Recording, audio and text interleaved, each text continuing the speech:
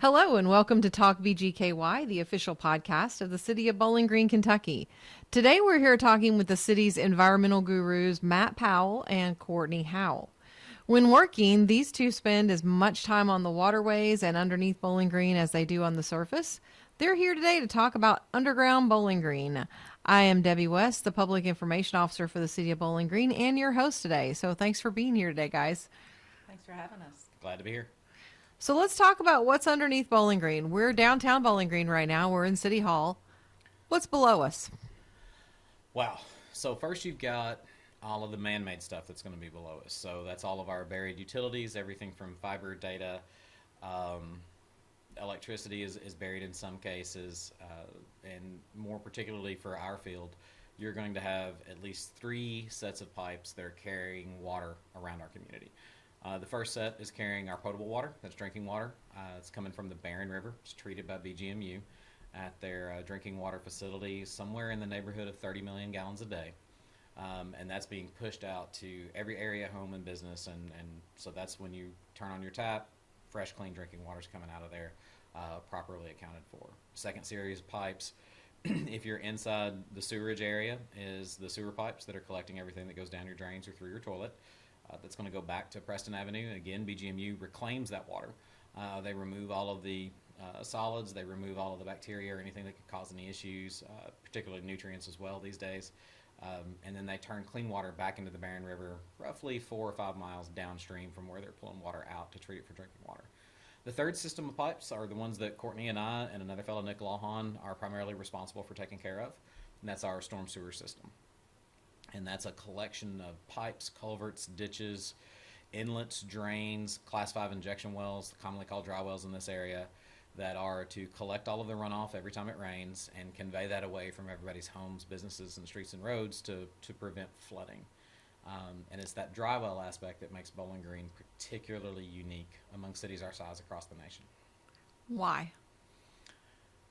In most communities, you'll find that near where stormwater runoff is generated, there'll be a system of pipes and ditches to collect that extra water that'll be of a particular size. So let's call them small.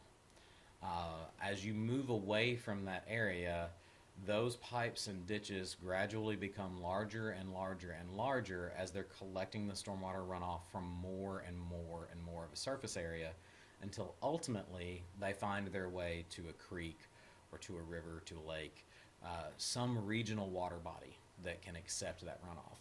My favorite analogy for how Bowling Green is unique is that, this may be apocryphal, but we've always heard that that Kentucky has more miles of coastline than any other state in the Union, with the exception of Alaska. That's because we're bounded completely on our northern boundary by the Ohio River. All the way to the west, it's the Mississippi River. We've got the Green, Tradewater, Rock Castle, Kentucky River. Tremendous amounts of waterways moving in and among the state. Yes, Kentucky has a tremendous amount of coastline because of all of its freshwater resources. Yet, you can go out to Scottsville Road and get on I-65 at exit 22. Can you think of the first bridge over water you cross? I can't. Courtney? Barren River. Yeah, the Barren River. So if you get on I-65 at exit 22 going north, you'll cross the Barren River before you get to exit 26.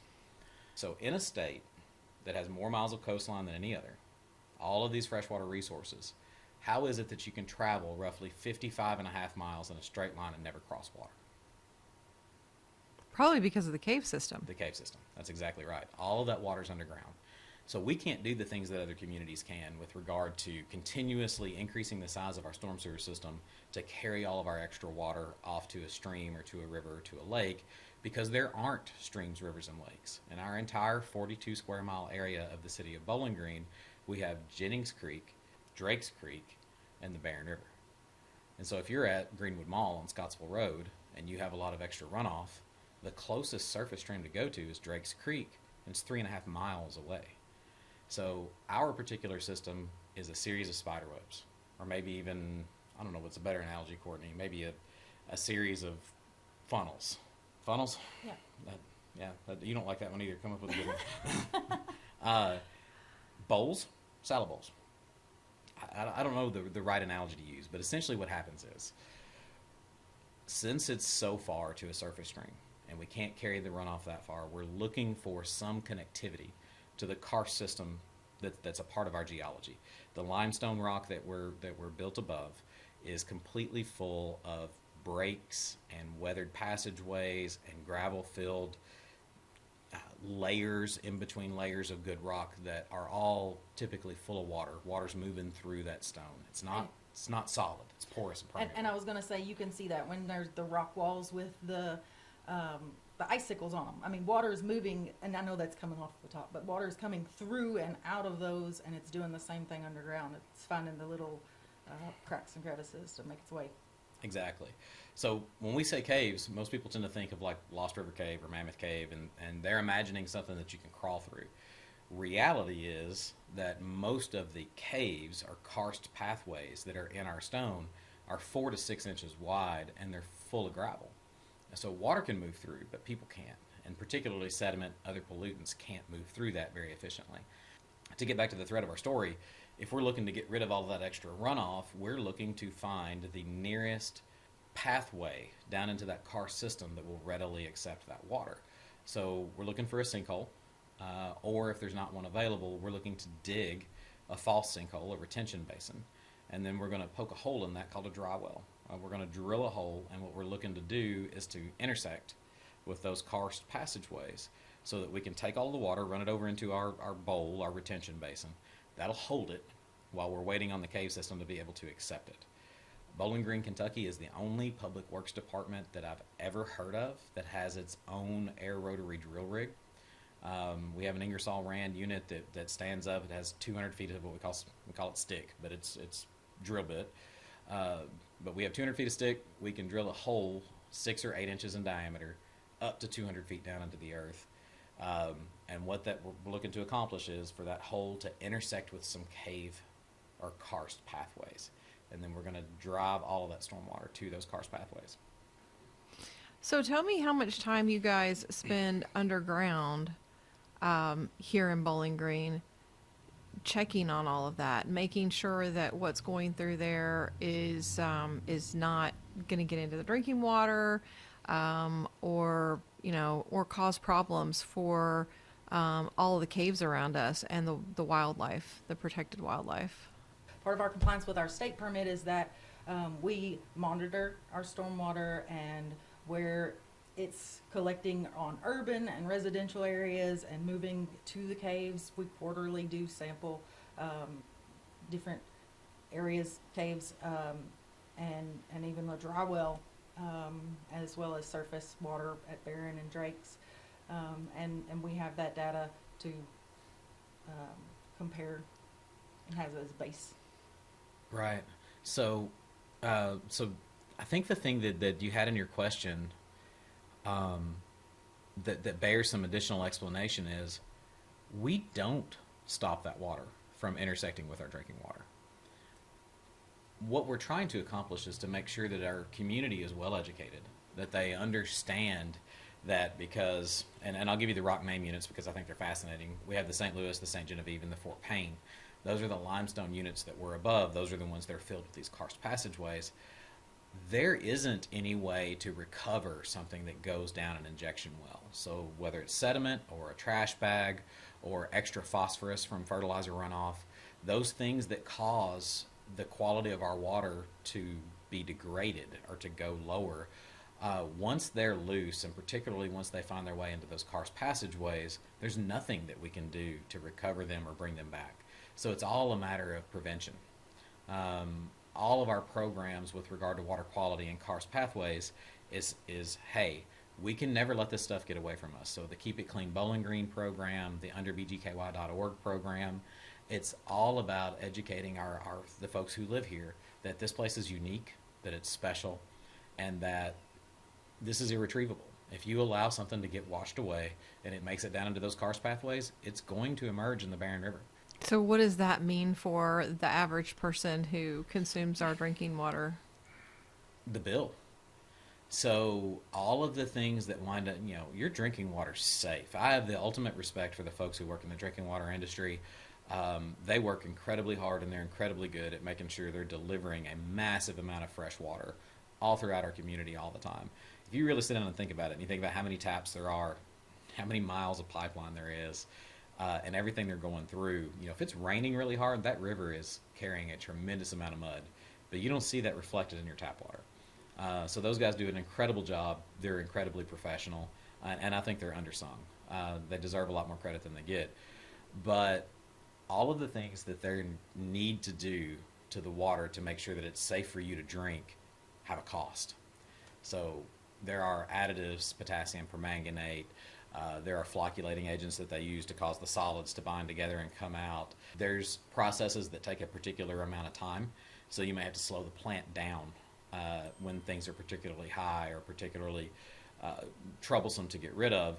So that's all reflected in your water bill. If the quality of the water that's coming into the drinking water plant is always high, then the amount of money that it takes to treat that water and make it safe for people to drink is lower. If they're always having to deal with excess nutrients or excess sediment or excess anything else, then that drives those costs up, and it really makes a difference on your utility bill as to whether or not we're dealing with a wildly variable, heavily polluted stream as opposed to a high quality source of water. Okay.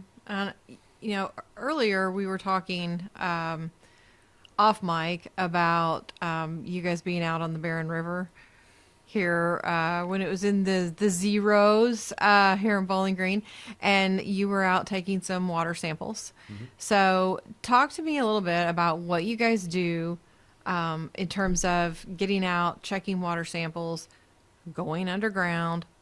Tell people what you do physically. So that particular program, we have an ambient monitoring program and a real-time water quality monitoring program. There are a couple of different reasons to be doing those kinds of things. We've done the ambient program since 2005, before I came here.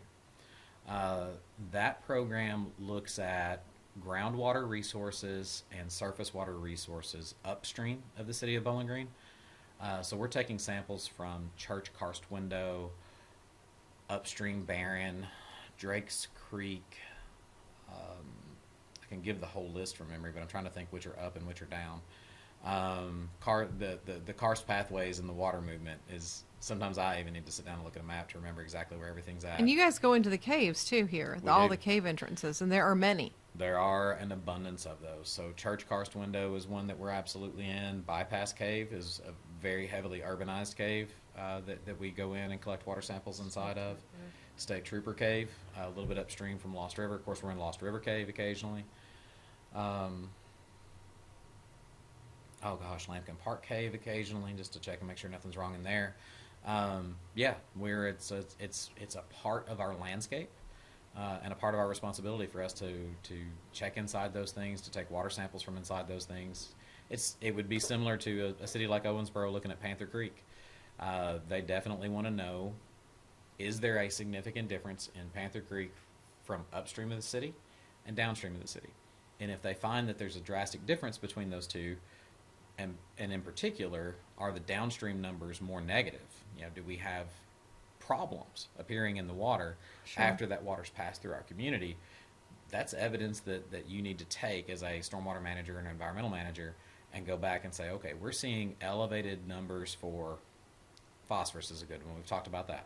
So we're seeing the phosphorus numbers really high downstream of our community.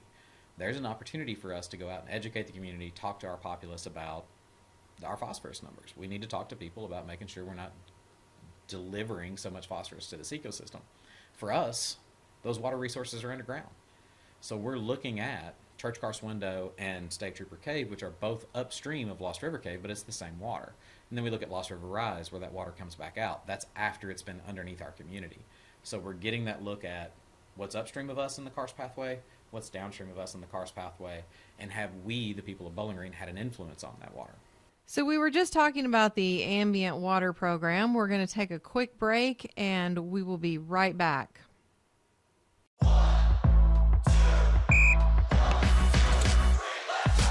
Our parks are a place to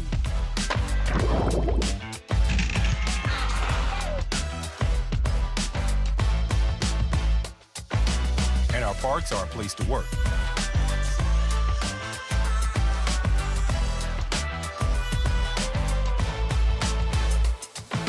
With over 1,000 acres of parks, 24 parks, 32 ball fields, and 15 playgrounds, Bowling Green Parks and Recreation offers abundant opportunities for you to help us create an environment where our people fall in love with our community and make lasting memories.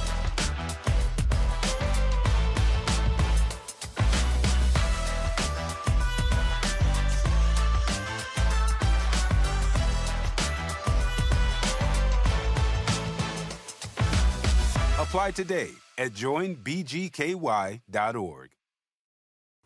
Welcome back to Talk BGKY, the official podcast for the city of Bowling Green. Today we're talking to our environmental gurus, Matt Powell and Courtney Howe. And we are back and ready to talk some more about the water monitoring programs here and also some of the fun things about Bowling Green that you may know or you may think you know about, things like Whiskey Run and some of the emergency responses that they go out on, the new jet boat. So let's talk about that a little bit. So tell me about the real-time monitoring, because that's where we left off. So as we were mentioning, and Courtney stated that, one of the big issues is making sure that we have a well-educated public, that everyone who's out there understands the impacts that we each can have on stormwater runoff. And our ambient program is picking up those samples every 3 months. That's a really good indicator for us from a science side. It's just an indicator, a trend analysis kind of thing as to whether or not we can see an impact on that day and in those conditions. It's not a full picture of, is our water high quality? Is our water medium quality? Are there impacts in dry weather, wet weather? It's difficult to see those things because the granularity of the data is quarterly. We're doing that every 3 months. And it's important here for me to note that right now we're not talking about treated water. No, we're talking about the water that is running off and going into what becomes our drinking water later and has to be treated. Right. We're talking about our water resources. So we're talking about the Lost River, Jennings Creek, Drakes Creek, Barron River, all of those subterranean aquifers that we deal with groundwater. So with the quarterly information, those are good indicators, but that's not proof of anything. And it also isn't super helpful for instance, students who are studying water quality issues or science classes. And so beginning over 15 years ago, we began to develop what's called a real-time water quality monitoring network. We closely cooperate with WKU, the Center for Human Geoenvironmental Studies, to set this thing up. But what that is, and you can log on to underbgky.org right now, go to live data streaming, and you can see real-time, to-the-minute results as to what the water quality is in the Barron River, in the Carver Well Cave, at Lost River Rise, at Lost River Blue Hole, all of these different places around our community, and you can get a real-time picture of what our water quality looks like. And what's super interesting for those kinds of things is look at it during a rain, and then look at it when it's not raining. You can see that data rise and jump and go all over the place. So we're one of the smallest communities around that's developed something like this. It wouldn't have happened without our partnership with WKU. Couldn't continue it without the support of the community, but it's in use in middle school classes. We've won awards for it, and it's created a set of circumstances where we're tremendously informed about our water quality, which lets us focus our attention. There's just the three of us. So it helps us to understand, where are our problems? Where do we need to focus our time? Where do we need to focus our attention? So it's really fascinating. And on the jet boat issue, I'll kind of let Courtney get into that as to why we had to have one. So we were doing water quality samples just to start the conversation. One time last year, and we started up the Barron River, and all of a sudden we were stopped, and it was because we had hit a just gravel rock bottom of the river. Now the river has been changed since the lock and dam at Green Castle has been removed. So it changed the level of our water on a regular day. So had to get a boat that would be able to travel through 4 inches of water or less. And so Matt started researching jet boats, so that's something we could continue to do with our samples by boat and the same areas that we have been for those 15 plus years.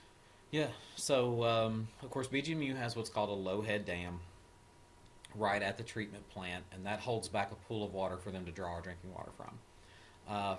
But from that point down, the removal of the Greencastle Lock and Dam, which had been there since the 1840s in one form or another, dramatically impacted the day-to-day water levels. So you'll see the river shoot up when the Corps of Engineers releases Barren River Lake in the wintertime to drop to winter pool.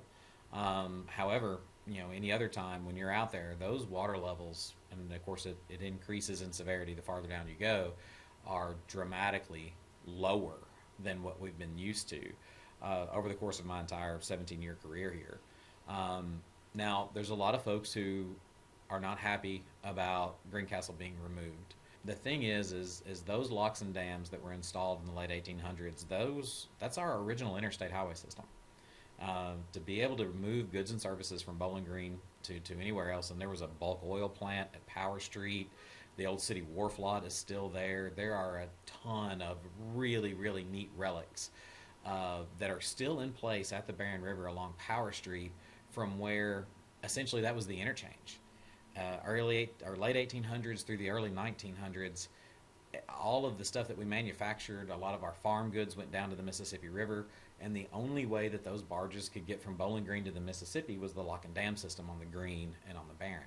There hasn't been a barge here in many decades, and as a matter of fact, a lot of the old wooden ones that were in use during that time, we know where they are. They're sunk on the bottom of the Barren. We can see them. There are a ton of ecosystem benefits to having those locks and dams removed, but ultimately the reason it went away is because it was hazardous. It was really unsafe. You know, the low-head dams are not safe for people who are out there in boats, fishermen. If you get caught in something like that, your chances of survival are not great, Right. because it's you're being sucked under the water continuously. I know I've been to a few water recoveries of folks out there who at Greencastle in particular, where it's failing. And a lot of those places are also attractive for kids. They want to go out there and explore, and they don't realize how dangerous it is. Mm-hmm. They don't realize that standing on a crumbling surface is not necessarily the best idea in the world. Right. So yes, I understand the dangers of those being gone. So Green River Lock and Dam number 6 was one of the first ones in this area to go in modern years. That was I can't remember the year. Probably been 8 or 10 years ago. And one of my favorite stories that I heard from Mr. Cash, who was one of the higher ups at Mammoth Cave National Park with the Park Service, was there are photographs right after Green River Dam Lock and Dam number 6 failed. It went on its own, and they just removed the remnants. When it failed and the Green River dropped below Houchin Ferry, a lot of the biologists and staff people at Mammoth Cave National Park, this was the middle of winter, walked the gravel bars to pick up the oldest, most obvious of the mussels so that they could toss them back in to the new river channel and tried to save. They saved thousands of them, but all of those mussels can't move on dry land, so they were saving as many as they possibly could, and it was just a testament to how unique this region is for that biodiversity of mussel species, that the moment that happened, that their first thought was, let's save as many of these things as we can. That's really cool. I didn't know that history. I want to ask you about another history that doesn't have anything to do with the mussels, but we hear a lot about Whiskey Run downtown, and I think there's a lot of misinformation out there. So give me some history on Whiskey Run. What is it? What was it used for? And does it still matter today? So Whiskey Run, there are and you almost hate to dispel the myth, because the myth is so fun. And what is the myth? The myth is that during Prohibition, there were bars and restaurants that were making spirits, liquor, available illegally. And in order to avoid being found by the police officers or anything else, they would store away or stow away some of their whiskey, down in the storm sewer, because it does go underneath several buildings in town. And then it would rain, and the bottles of whiskey would get flushed out, and they would head off down the stream. That's the kind of story that you hear. And then there's 100 variations of that story. But essentially that Whiskey Run somehow got its name because during Prohibition, whiskey was associated sometimes being found there. And you hear folks who say, yes, I absolutely found bottles of whiskey when I was a kid, or my dad did. But the thing is we have it in print that it was called Whiskey Run well before Prohibition. The reality of it is when we see it in print back then, it was called Whiskey Run because it was absolutely full of toilet water. And it was brown water and the color of whiskey. It predates us having an expansive sewer treatment system, sanitary sewer, so that all of those waste products generated in people's homes made it to a proper sewer plant. It was simply thrown into the nearest ditch, and when it rained, it was washed away. They call that kind of a combined sewer system. So yeah, initially it was sewer. It was sewage that was running through Whiskey Run, and that's kind of how it got its name. Now, the reality of what Whiskey Run is, it was kind of the low point, naturally occurring ditch as Bowling Green began to grow. In the beginning, no one sits and decides where stormwater runoff is going to go when a community is being founded, 200 plus years ago. It's just that, well, the water goes over there. We'll let the water continue to go over there. And what happens is over time, Mr. Jones says, I don't like having all this water standing in my backyard, and he hires someone to come out and line the ditch with some rock and maybe build some sides so that the water sheds off of his property faster. And then someone downstream is like, oh, well, now the water's cutting a channel through my yard. I don't like that. And they come in and they armor that channel in some other way. And over decades, and of course this all predates there being any rules about how this stuff gets put together. Each person just kind of makes their own decisions about how they want to deal with this stormwater flow coming across their own property. And Whiskey Run slowly evolved over decades. And parts of it are hand-cut, hand-laid limestone sidewalls and concrete bottoms. There are parts that have railroad track using it to support the ceiling. A trip through Whiskey Run, and by the way, we're going to have high-definition video of this probably by the end of next year. We just finished the first phase of a project to take a in-depth look at Whiskey Run and see where the faults are, what needs to be repaired. But it is a history in storm sewer construction and development. Everything is there, from vitreous clay to PVC to hand-cut limestone, pre-stressed concrete bridge decking, prefab concrete culvert to pour-in-place culvert.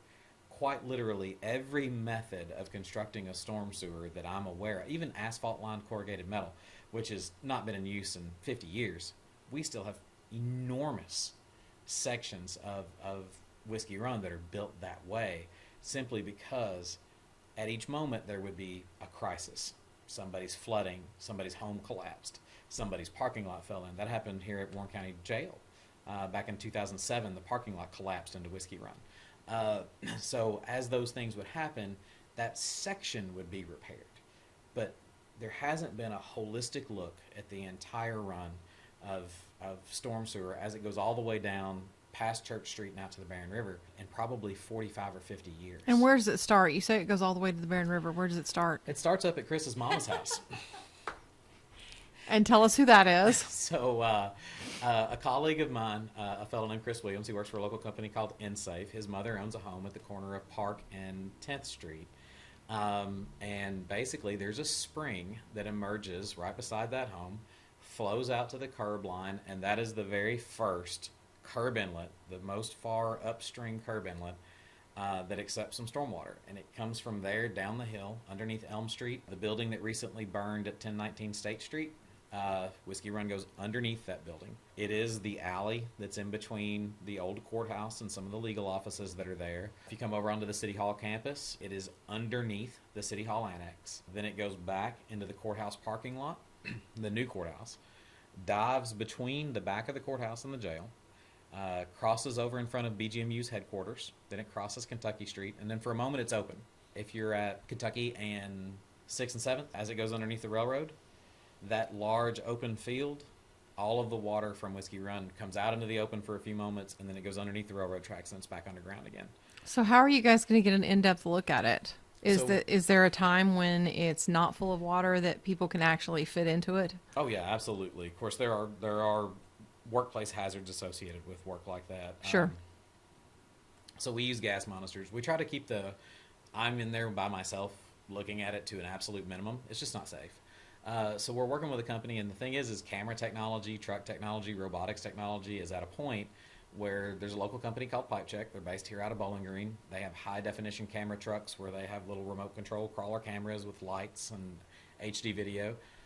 And we've been working with those guys to video in HD Whiskey Run and all of the various pieces that are connected to it as we come down the hill. And we are finding problems and issues and connections and modifications that are very problematic, and so that's going to enable us to properly budget for those repairs. We're going to be able to take a set of projects over to the city commission with the video, with everything there, and say, hey, look, our storm sewer system is underperforming, and now we can understand why. We can see the issues. So this section will need to be cleaned, this section will need to be replaced, and we can plan for our growth and grow a little more safely by having a good, effective storm sewer system. So Whiskey Run continues to be part of our storm sewer system to this day. Yeah, Whiskey Run is one of the most primary components of our storm sewer system. Our biggest ones are Whiskey Run, Chestnut Street Storm, which basically begins at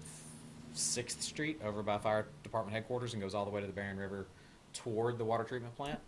Whiskey Run takes pretty much everything from Hospital Hill toward downtown and then goes out to the Barron River down at Preston Avenue on the opposite side of the bend. The Glendale storm system is enormous.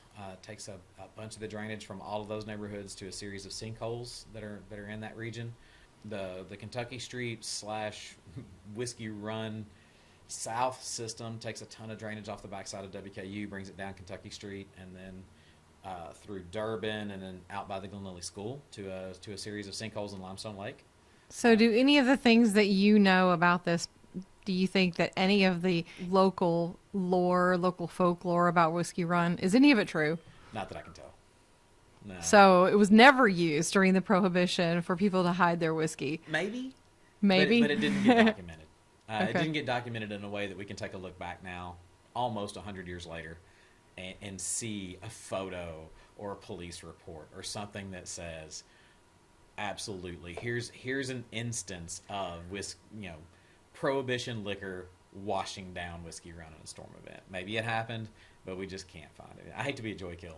It's such a fun story, but we can't find any evidence of it. It is a fun story. I've heard stories about people saying they turned on their faucets and whiskey ran out of them, and all of that had to do with Whiskey Run, and a lot of it's far-fetched, but some of the other things about hiding whiskey during Prohibition, not so necessarily far-fetched. You would look for a place to hide it, and what better place than underground or in a cave? There was a 4-foot by 4-foot panel in the floor of 1019 State Street that opened directly into the top of Whiskey Run. Okay. And I'm sure that's not the only one. So the conceivability, the plausibility that someone tried to hide something in there, forgot about it, and it got washed away during a rain, absolutely could have happened. But it didn't get documented. Oh, that's a shame because that's such interesting folklore. All right, so we're going to move on now to some emergency responses. So let's talk about those. One of the emergency responses that was documented, and I think in people's recent memory, were the SUDS in Lost River Cave. We talked about that quite a bit. What do you do when someone says, hey, there's something funky in the cave, and I don't know what it is or how it got here? So broadly speaking, our little crew is part of the emergency response ecosystem here in Warren County. We work closely with emergency management, BGFD. In recent history, we did the debris management after the storm. Previous to that, we did the most recent gasoline vapors moving through the cave system incident, flooding issues, those kinds of things. That's where our crew contributes our skills to kind of help recover and ameliorate those situations.